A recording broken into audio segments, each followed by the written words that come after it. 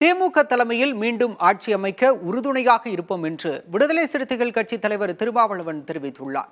முதலமைச்சர் மு.க.ஸ்டாலினின் 72வது பிறந்த நாளையொட்டி நடைபெற்று வரும் பொதுக்கூட்டத்தில் அவர் இதனை தெரிவித்துள்ளார்.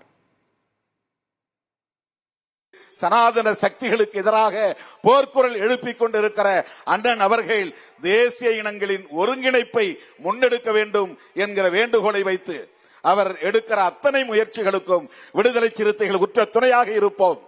மீண்டும் இந்த மண்ணில் உங்கள் தலைமையிலான ஆட்சி அமைவதற்கு விடுதலை சிறுத்தைகள் உற்ற துணையாக இருப்போம்.